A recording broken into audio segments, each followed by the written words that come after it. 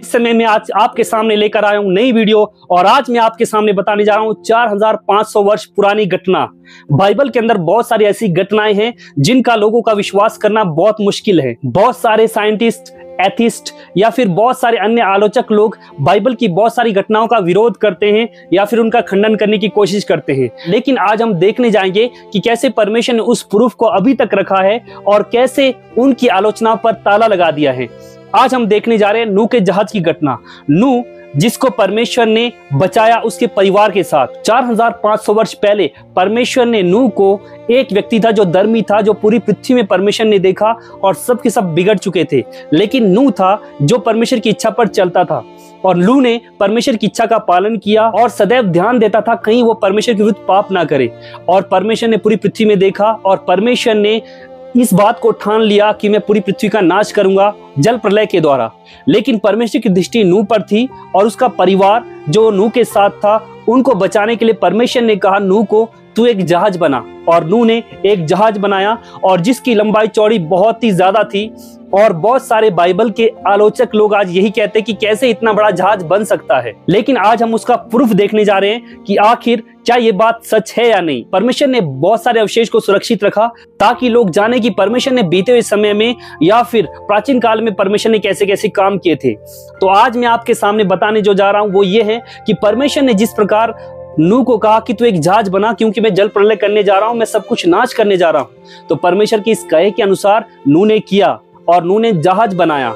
और परमेश्वर के कहे के अनुसार नूह ने 7 जोड़े शुद्ध पशुओं में से जहाज के अंदर रखा और 2 जोड़े अशुद्ध पशुओं में से उस जहाज के अंदर लेकर चला गया। नूह ने परमेश्वर की इस बात को मानकर वैसा ही किया जैसा परमेश्वर ने चाहा था। जैसे ही नूह परमेश्वर की आज्ञा के अनुसार जहाज बनाने के बाद उस जहाज के अंदर चढ़ा, 3 उसकी बहू, 3 उसके बेटे और उसकी पत्नी और खुद केवल 8 सदस्य थे जो बचाए गए थे। और जैसे ही जहाज का बनाना खत्म हुआ परमेश्वर ने बारिश शुरू की और 40 दिन 40 रात तक लगातार बारिश नॉन स्टॉप होती रही और हर एक प्राणियों का परमेश्वर ने अंत कर दिया। क्या मनुष्य, क्या पशु, सब नाश हुए क्योंकि सब पाप में बढ़ चुके थे। लेकिन 150 दिन के बाद पानी घटता गया। जैसे ही पानी घट गया तो नूह का जहाज अरारत नामक एक पहाड़ पर ठहर गया। अब आप सोच रहे होंगे कि ये अरारत नामक पहाड़ कहां पर है। 1960 में एक व्यक्ति था जिसने इस बात को देखा था कि बहुत सारे आलोचक इस बात की आलोचना करते हैं कि आखिर इतना बड़ा जहाज कैसे बना सकते हैं, 40 दिन 40 रात कैसे बारिश हो सकती है। इस बात को प्रूफ करने के लिए, क्या ये खुदा की ओर से है, उन लोगों के सामने प्रूफ करने के लिए रॉन वाइट नाम का एक व्यक्ति था जो 1960 में उस जगह के पास गया, उस जगह को खोजने निकला जहां पर नूह का जहाज ठहरा था, ताकि लोग इस बात को देखकर यकीन कर सके कि सच में 4500 साल पहले परमेश्वर ने इस घटना को किया था। रॉन वाइट एक स्कॉलर था, साइंटिस्ट था और उसने जब खोज किया तो तुर्की में, मैं आपको बताना चाहता हूं, ये जो नूह का जहाज था, जो अरारत जो पहाड़ है वो तुर्की में है। जब रॉन वाइट तुर्की में इस खोज में निकला कि वाकई में परमेश्वर ने जो काम किया उसको लोग देख सके, तो रॉन वाइट जब वहां पर चला गया तो उसने मेटल डिटेक्टर के द्वारा बहुत सारे ऐसे अवशेष को प्राप्त किया जिसके द्वारा यह प्रूफ होता है कि 4500 साल के ये अवशेष हैं। जब इस बात को देखा तो वहां की गवर्नमेंट ने इस बात को देखकर उसकी सराहना भी की, क्योंकि यह इस बात का प्रूफ करता था कि 4500 वर्ष पहले ऐसी घटना घटी थी और रॉन वाइट की सराहना भी हुई।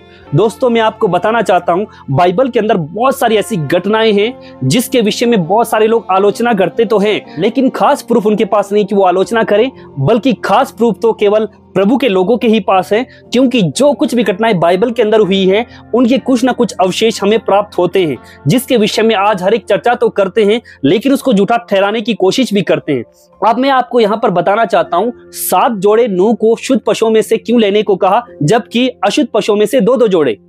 तो मैं आपको बताना चाहता हूँ 7 जोड़े शुद्ध पशुओं को लेने का मतलब था क्योंकि नूह और वो लोग मांसाहारी थे और उनको मांस खाने की भी जरूरत थी और आने वाले समय में उनको बलिदान भी करना था। आखिर परमेश्वर जानता था कि नूह और उसके परिवार को मांस की भी जरूरत पड़ सकती है, आने वाले समय में उन्हें बलिदान भी करना था। इसीलिए क्योंकि वो शुद्ध पशुओं का ही बलिदान कर सकते थे, अशुद्ध पशुओं का नहीं। वो शुद्ध पशुओं को ही ग्रहण कर सकते थे, अशुद्ध पशुओं को नहीं, क्योंकि परमेश्वर ने बहुत सारी पृथ्वी में ऐसी चीजें बनाई हैं जो शुद्ध और अशुद्ध। शुद्ध का मतलब है परमेश्वर ने इसीलिए बनाया था ताकि वो लोग खाएं, लेकिन अशुद्ध का मतलब था जिसको वो खा तो नहीं सकते हैं लेकिन जिन जिन कामों में इस्तेमाल होते उसमें इस्तेमाल कर सके। जब 40 दिन 40 रात बारिश हुई तो बारिश इतनी भयंकर हुई कि वहां पर जितने भी संसार के सबसे ऊंचे जो पहाड़ है वो तक ढक गए। यहां तक कि पृथ्वी का सबसे ऊंचा पहाड़ जो माउंट एवरेस्ट कहलाता है, जिसकी ऊंचाई 8,848 मीटर ऊंचा है, उससे भी 15 फीट ऊपर तक बारिश पहुंच गई। इसके कारण से नूह और उनका घराना तो बचाया गया,